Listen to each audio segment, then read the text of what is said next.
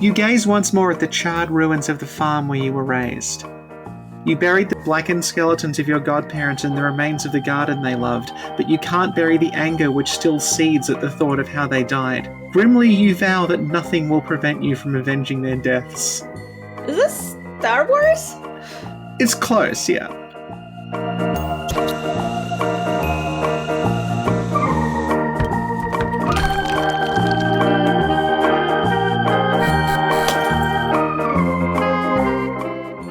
Hi, Sophie. Hi, Sen. Hi, everyone. And welcome to Gaming in the Yeltsin Years, Episode 4. Sophie, what are we talking about today? Well, today we're talking about a game that I've actually streamed on the channel before. Mm-hmm.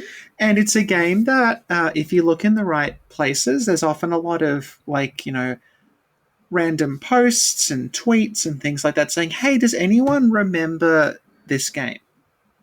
Uh-huh. And one of the issues with it is that, even though lots of people remember it, it's actually kind of tough to get running on modern systems. And that game is Castle of the Winds. Whoa. So before we recorded this, I showed you about 25 minutes of me playing Castle of the Winds. Yes, you did. So what were your impressions of Castle of the Winds? Well, I had a few impressions. You say that it's hard to get it running, but I think any graphic card will do. What makes you say that? It looks like a pre-Nintendo era game type deal. It's from the late 1980s, so it's sort of like, it's not pre-Nintendo, but it's PC gaming being much of a thing. Yeah. Yeah. It looks very creative, very hand-drawn. Yeah. It looks like it got its inspiration from some other media, perhaps Star Wars. I think it's more generic than that, but continue. Really? I feel like it was very Star Wars. It has randomly generated dungeons, which is really cool. I didn't know that was a thing back then. Oh, it was. Is this like a pioneer, the first of its kind? Well, this is interesting because at the time it sort of wasn't, but I think you can see it as it's not the first roguelike, but I think it is something that we would now call a roguelite. Okay. In that it's a roguelike game that has extremely simplified mechanics. Because a lot of older roguelike games were incredibly complicated, which we'll get to. Okay. And overall, I feel like its simplicity adds to the experience because, as you know, I'm not into clickbait games, but this one looks like it could be a pleasant and addictive experience, all things considered. Yeah. So this game is called Castle of the Winds, and it was released as a shareware game in 1989. So, do you know what shareware is? I used to. So, shareware was a distribution model where people would release an incomplete version of their game for free. And it would have, at the start or at the end or something, hey, if you want the full one, send me $20. Yeah, that's right. Okay. I had the thing locked in my mind. Thank you for refreshing it. Yeah. And because of the way that distribution model worked, a lot of them were distributed just on private networks, like servers and things in colleges and in businesses and things. But this is early 90s. So the internet's not as widely available as it is now. Yeah. It's a very, very kind of cloistered environment. So the way that I think I'd say most people actually got shareware experiences was you would find these CDs in computer stores and they would have 200 games for $10 or something written on them. And it would just be a whole lot of shareware games because they didn't care. It wasn't to do with licensing. It was all free. Just shove them on these discs and just sell them. So that's how I got interested in Castle of the Winds, because it was a game that was on a lot of those discs. And it was a game that ran natively in Windows, because back then, early 90s, the Windows operating system was not necessarily standard. You would boot up a computer and you would actually get a DOS prompt. and you would have to type in commands to get Windows to start. And there were not actually that many games that were designed to run in Windows. They were mostly designed to run in DOS. So Castle of the Winds was something that like you could just click it and it ran.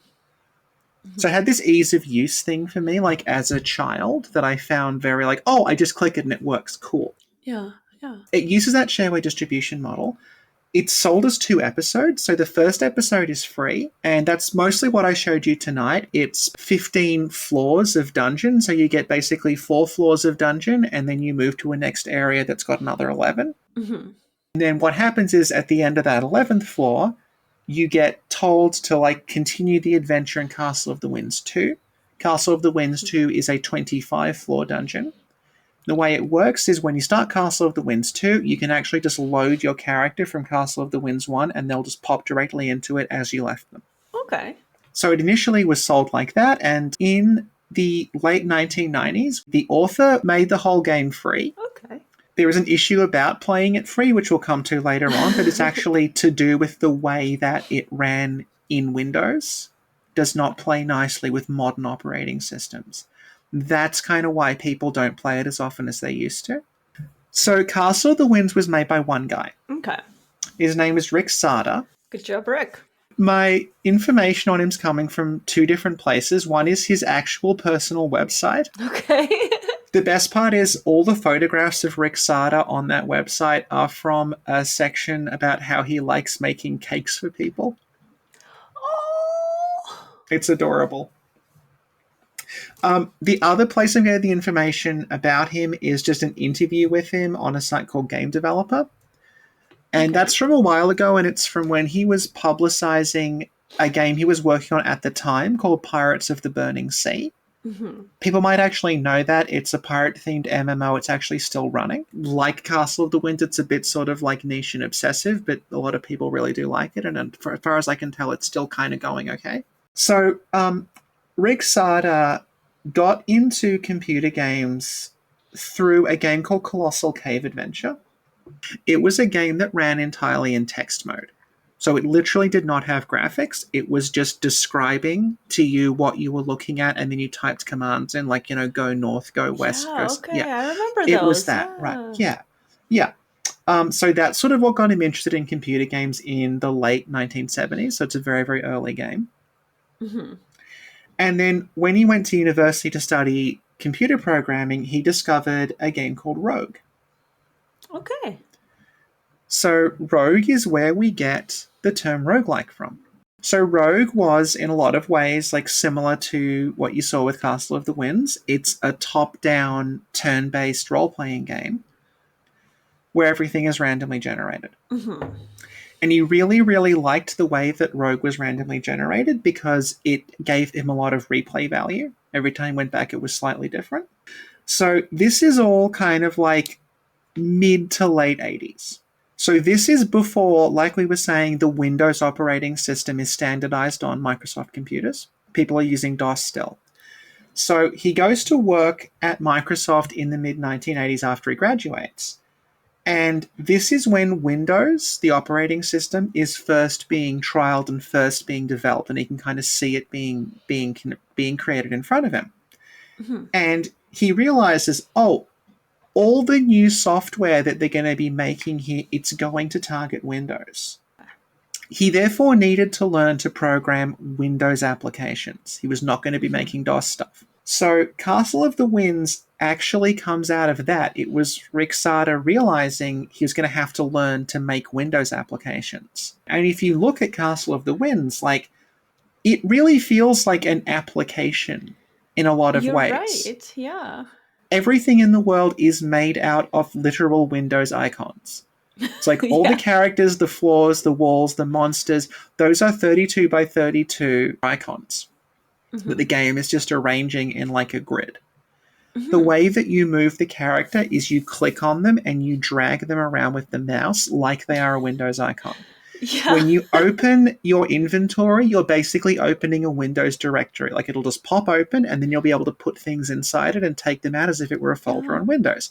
The only sound effects you get are the Windows, like, sound effects for, like, you can't do that. Like, you'll boop, boop, boop, if you try to, like, if you try to do things not allowed to do. It's Mhm. using little drop down menus and things like that. So the whole thing, you can see that, like, yeah, this was made by someone who's thinking, how do I learn to program a Windows application, rather than necessarily how do I make the next version of Rogue. Mhm. And yeah, he released the game internally on the Microsoft network, and people apparently really, really liked it. And yeah, Mhm. he kept working at Microsoft for a while, and then he actually got RSI, and so he retired from working at Microsoft to work on Pirates of the Burning Sea.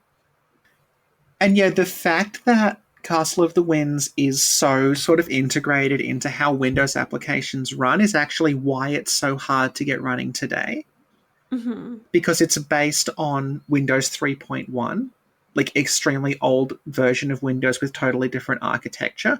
So if you try to launch it now, Windows just won't recognize how it works. Okay. And there's a couple of ways around this, which we'll talk about later on, but basically, this is why you don't see it played as much as you probably should. Yeah, so the story of Castle of the Winds is that you are a mysterious orphan. Your true father left you with your godparents, and he also left an enchanted amulet. And then one day you discover that your godparents' farm has been attacked and destroyed, and they've been murdered, and they've escaped, and monsters have escaped with the amulet. So Rick Saada actually admits in the interview that he's kind of embarrassed by that story because it's Aw. so hacky and cliched. But that's why it works. That's the thing; it doesn't need to have a story. Like it's a dungeon crawl. Like you just need to like Yeah. go to the bottom of the dungeon. Like everything else is just sort of like there. Yeah. Yeah. Yeah, yeah. So I mentioned Rogue, Mhm. the game Rogue. So um, the thing about Castle of the Winds is that like I got into this as a child Mhm. in a way that I could not get into other roguelikes, and it's entirely down to that Windows interface. I was able to do it. And I think Okay. this is probably a lot of other people's experience as well, that like this was your entry point because it wasn't overwhelming and it wasn't complicated. Mhm. So I actually wrote down some of the commands for Rogue. Again, Okay. so keep in mind Rogue runs in DOS and it doesn't have a mouse interface. So in Rogue, to eat food, you press lowercase e. To drink, you press lowercase q. To read a scroll, you press lowercase r. To throw something, you press lowercase t. And to use a wand or a staff, you press lowercase z. Okay.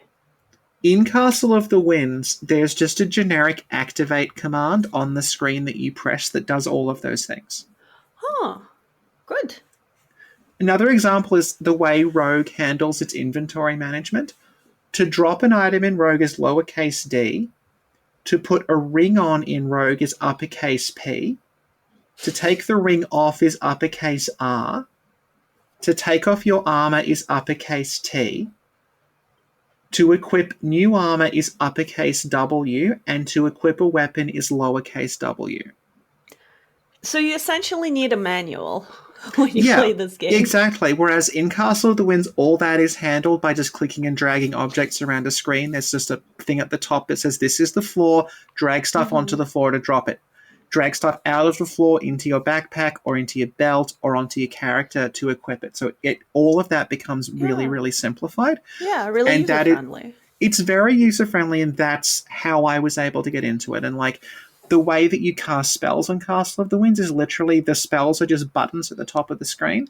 You want to cast a spell, you click the Oh. button, and it gives you a little target. Put the target over the thing you want the spell to hit, and it'll hit that thing. It's like Final Fantasy 14. You have your Yeah, little buttons on the screen and then you just like yeah, yeah. yeah. And you can actually customize the spell buttons as well. So if there's certain Oh. spells you use more often than others, you can put them together on the little spell hotbar. So the whole thing is like it is extremely user friendly. If you want to attack a monster, you just move onto the square the monster is on, and it'll just register you as attacking it. Mhm. That's If you want good. to cast a Yeah. spell, you just press the cast spell button and you do it. Yeah, and you just aim in the monster's direction and it does it. It's really cool. Another thing about Castle of the Winds in comparison to Rogue is that like Rogue ran in text mode, as did a lot of other roguelikes, like NetHack is probably the big one. So when you played the game, like you were just looking at text characters. It wasn't written on screen like Colossal Cave Adventure, but you Okay. would see like, okay, the walls are like just blocks. Your character is an at sign. Um, you'd see like a letter, like a capital G is on the screen. You have to look up, okay, what's a capital G? Oh, it's this thing. Whereas in Castle of the Winds, like you just look and there is just like a drawing of a dragon. And if you really want to know, you can actually just right click on them and you'll get a little tooltip pop up that says like this is an uninjured old white dragon or something like that to get all that information. So yeah, it's a very, very user-friendly experience. So speaking of the graphics, I'm going to send you a file over Discord. Can you please tell everyone what the name of the file I've sent you is? The name of the file is Miyazaki Level of Plagiarism. Oh, Now, shame. can you open the Yes. file and tell everyone what you see? I see Miyazaki Level of Plagiarism. Oh my god. Not all of the monsters in the game, but I'd say probably about half of them are taken from the Dungeons and Dragons monster manual. I'm not going to say they were traced because I don't think you can really trace in an icon editor. But basically, the artwork from the first edition of the AD&D monster manual is Yeah. recreated, I think, to the best of Rick Saada's abilities as a series of 32 by 32 icons. Yeah. Yeah. Yeah, and I mean, they look very cute. It's like Thing is, a chibi version of the originals. yeah, the thing is, 32 by 32 is actually quite large when you think about games of that era. Okay. Like, most Super Nintendo sprites were not that big. Like, a character in, like, Final Fantasy would be 16 by 24 or something like that. Whereas, like, this is 32 by 32. You actually have quite a bit of real estate to work with, and they are reasonably detailed. One Yeah, of the they odd things, are. you pointed this out when we were playing it, is that, like, because everything is a perfect square, to fit a human being in that, you have to choose between either having a person standing and then just having all this blank space either side of them, or just showing them from the waist up. So Yeah. most of the humans in the game are just shown from the waist up. Yeah, and like the way they do dragons is like the dragon is just the dragon's head, and you have to kind of imagine that there's Yeah. You yeah. mentioned the rest of it. My favorite enemy, which isn't in the thing I sent you, is called the Rat Man. It's a genuinely like disgusting looking monster in a way that like a lot of professional games can't pull off. Like it just looks like it smells and feels awful.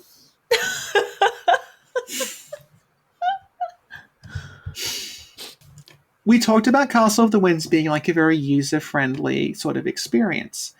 This isn't just the interface, it's actually like the game itself is very, very, very simplistic, particularly in comparison to other roguelikes. So basically, your only ways of interacting with the world in Castle of the Winds are either you move onto the same square as something to attack it in melee, or you cast a spell on it from range. That's pretty much it. There technically are what we would consider NPCs in the game, Okay. but what they will do is they'll just give you like a box of text and then you press OK. So you're not having like actual real interactions or conversations with them.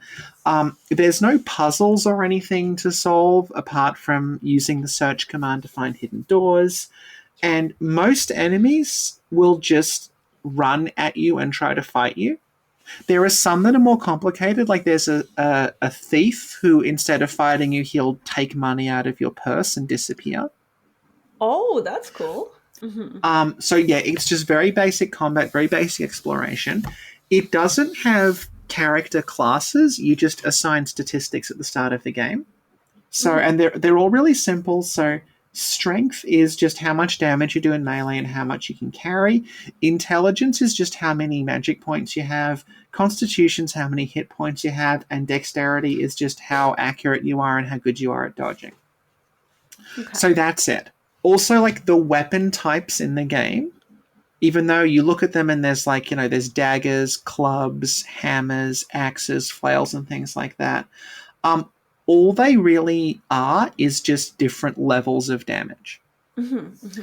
So that means that basically, like, even though you've got control over the character's stats rather than picking a character class for them, pretty much every single build in the game is just going to be like a fighter who sometimes uses magic. You don't actually really need to specialize. Your character actually gains a new magic spell of your choice every time you level up. So by the time you get to the end of the game, you're going to actually have quite a few magic spells at your disposal, even if you don't consider yourself a mage build. Yeah. So even the leveling up is pretty user friendly from what you're saying.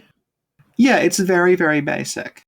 The thing about that simplicity is that a lot of roguelikes are the opposite of that. They will have a lot of very complex systems in them all interacting to create very like emergent encounters. Like things will happen randomly, things will sort of pile on top of each other and create these really, really weird scenarios. This is sort of why when people say, like, why do you play NetHack? Because you can't beat NetHack, you always end up dying. It's like, that's not the point. The point is like the weird shit that happens along the way.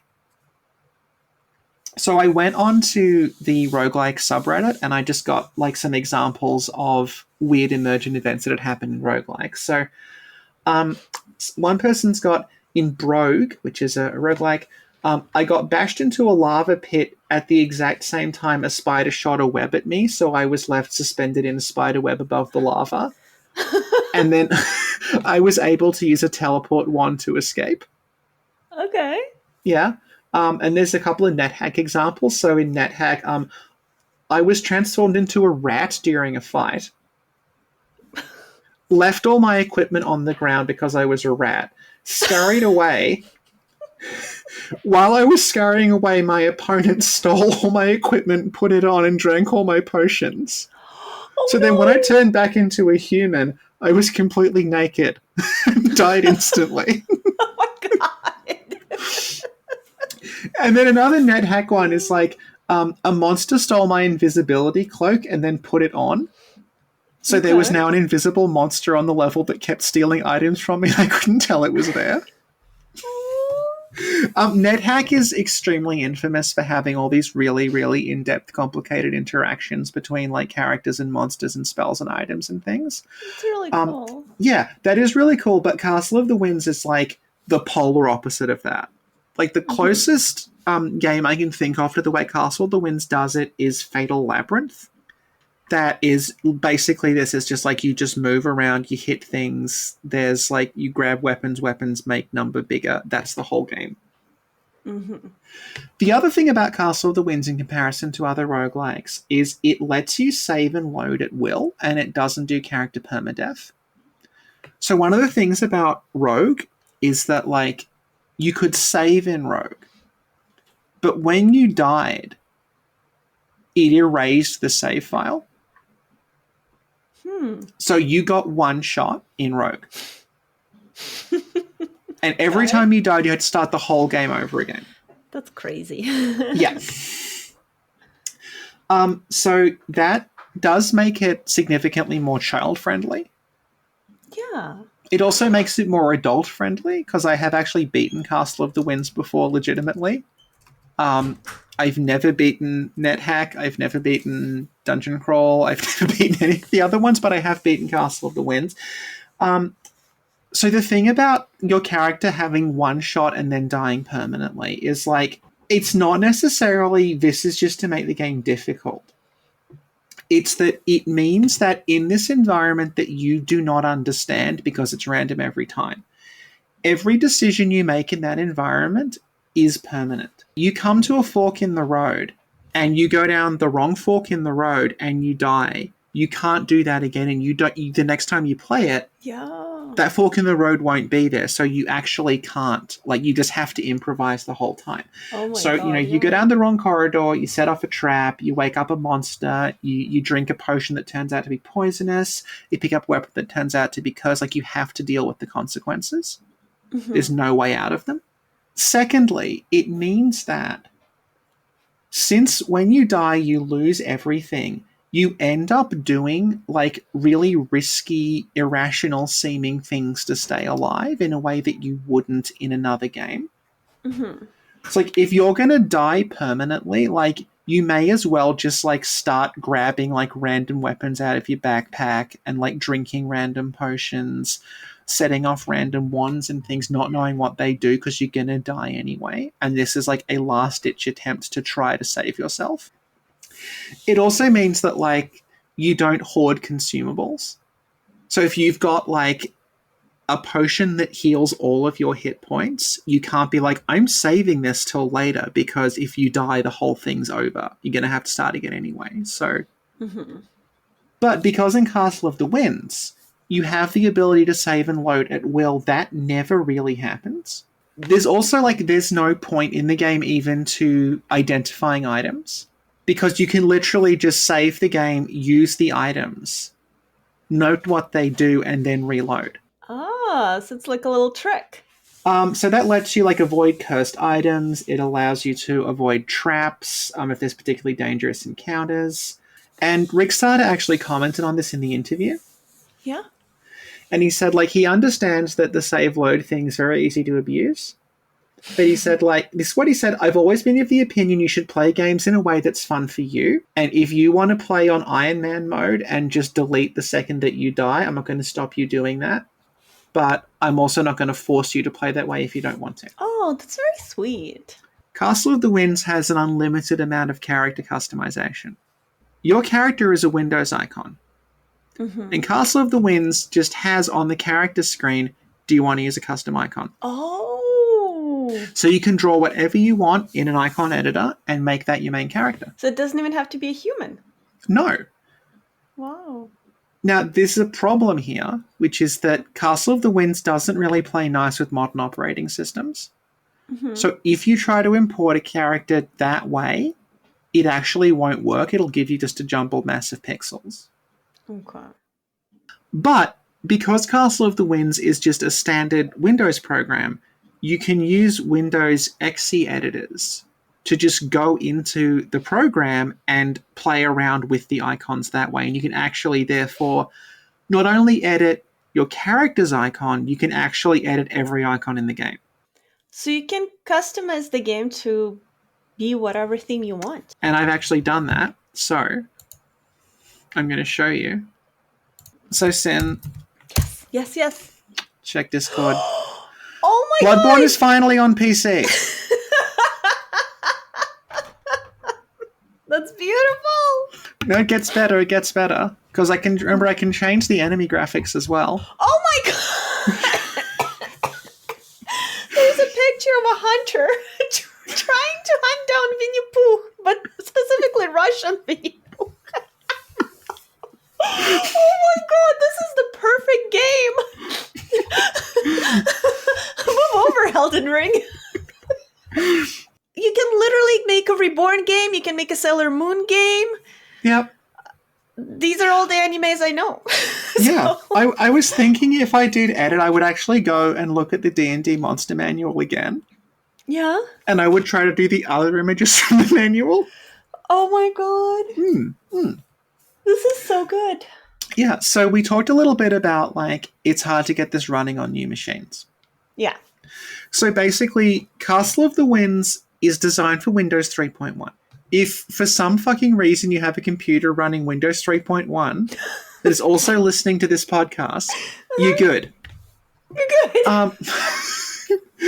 We're going to assume that doesn't apply to most people, though. So there's a bunch of ways you can run this. The first one, and it's a little complicated, this is what I did when I streamed it the first time. Okay. Is you get DOSBox, the DOS emulator, and you get a copy of the Windows 3.1 installation disks.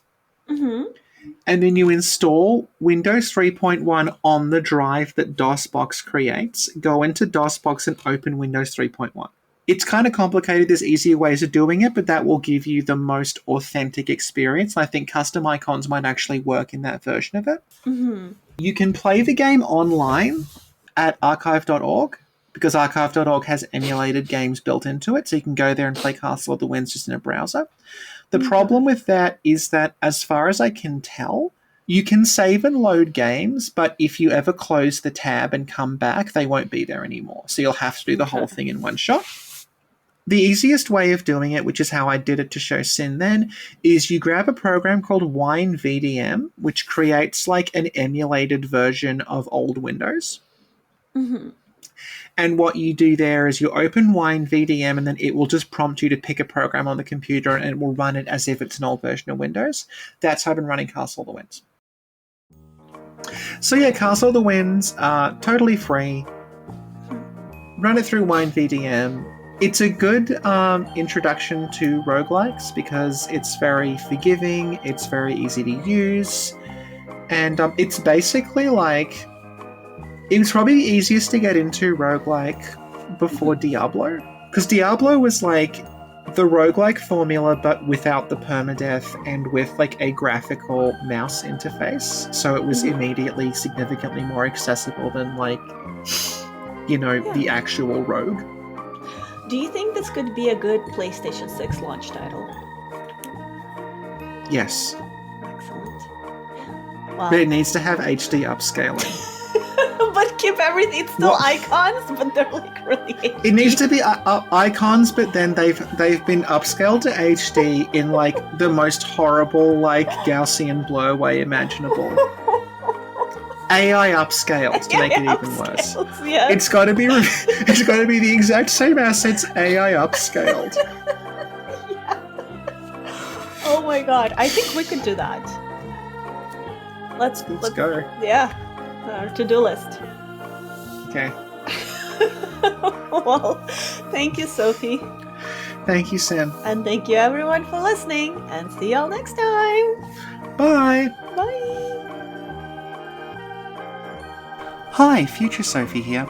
I discovered while editing the episode that Rick Saada is actually in the process of remaking Castle of the Winds. He's remaking the game from the ground up in Unity so that it runs on modern systems, but he's keeping the same graphics, gameplay, and most of the same interface that we got in 1989.